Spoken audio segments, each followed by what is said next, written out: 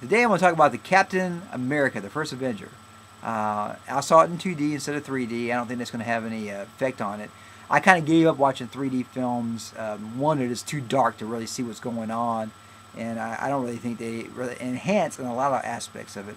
In this particular film, I'm sure that if it was in 3D, you could see the shield fly at you, or the airplanes flying at you, and things like that. So that was probably kind of cool. But for a few bucks more, and you really can't, and it's a lot darker of a film. You just can't really see it as well. I just saw it in 2D. Good film. My one-line review is basically it's a fun ride, and it really is a fun ride. Probably one of the best hero films I've seen in a while, other than the Iron Man series. I really think the Iron Man superhero series has done great with the characters and so forth. And this is an origin story. So you see this scrawny 90-pound weakling that really has this good heart.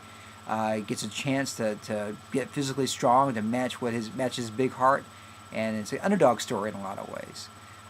It's a period piece. It's based off of basically Captain America around the World War II era, basically. And instead of really fighting the Nazis, fighting the Red Skull is the main parts of it.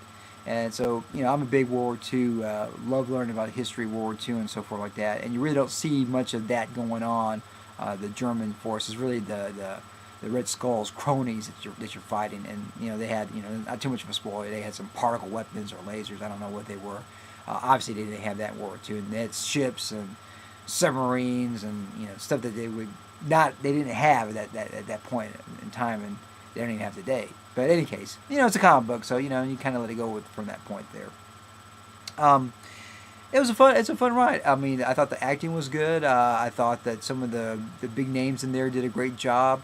And the CGI, I've taken that one Captain America from a 90-pound weakling until this I don't know 235-pound guy that's 6'6" or whatever he is, was pretty amazing, and amount of CGI going in there. If you watch the credits at the end, they had a lot of people doing CGI and do those special effects.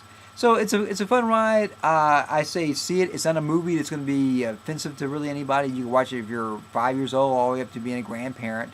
And then those scenes in there that's going to make you cringe if you're with your kids or anything like that. And that's kind of rare today.